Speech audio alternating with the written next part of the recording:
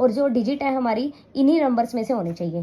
तो जब मैं इसको लिया, मेरे को पता है कि इन सबको टू, इसका एलसीएम जो है 2 इंटू 3 इंटू 3 इंटू 3 इंटू 7, ये जो नंबर आया मेरे पास, मान लीजिए 2 इंटू 3 इंटू 3 इंटू 3 इंटू 7, ये इसको मल्टीप्लाई करने में मेरा 378 आ रहा है। तो मुझे ऐसे पेयर बनाने हैं जो 3 नंबर बने, यहाँ पे लिखने के लिए 3 नंबर बन जाए जिसका मल्टीप्लिकेशन करके 378 आए। तो हमारा अब ये 378 कैसे बनेगा, हमें ये चेक करना है। मान लीजिए हम ये 3 इंटू 2 6 कर दें, और 3 इंटू 3 9 कर दें, और इंटू 7। अब मैं ये 3 कॉम्बिनेशन मुझे ऐसा लग रहा है सही है, क्योंकि अगर मैं 7 3 21 करूंगी तो वो 2 डिजिट का नंबर हो जाएगा, लेकिन मुझे चाहिए 1 to 9 के बीच का डिजिट।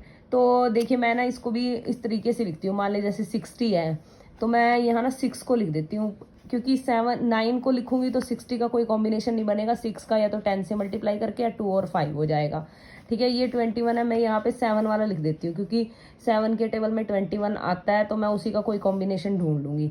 9 लिखती तो 9 के साथ 21 का कोई कॉम्बिनेशन नहीं बन रहा।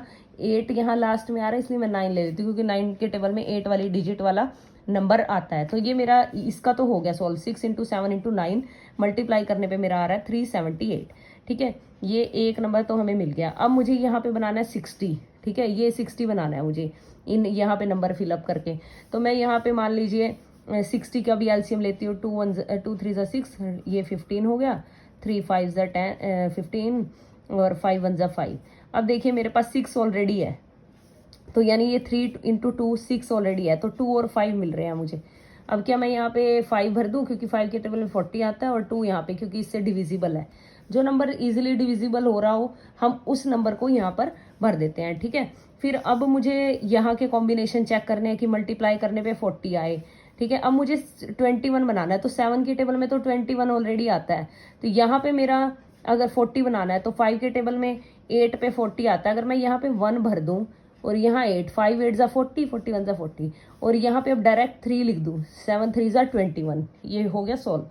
अब यहाँ पे एक नंबर बचता है 3 2 6, और 24 बनाना है, तो 6 के टेबल में 6 4 क्या होता है 24। तो यहाँ पे मैं क्या फिल कर दूंगी 4। तो ऐसे ही हमारी ये सॉल्व हो गई। जब हम यहाँ पे मल्टीप्लाई करें 2 इंटू 3 इंटू 4, तो मेरे पास आ रहा है 24। जब मैं यहाँ मल्टीप्लाई कर रही हूँ 2 इंटू 5 इंटू 6, तो मेरे पास आ रहा है 60। 7 इंटू 1 इंटू 3 कर रहे हैं, तो आ रहा है 21। 4 इंटू 8 इंटू 9 कर रहे हैं, तो आ रहा है 288।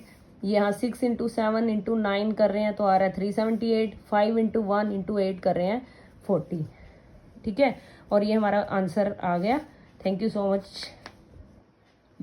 For watching. अगर आपको अच्छा लगे तो आप सब्सक्राइब कर सकते हैं। ठीक है, थैंक यू सो मच।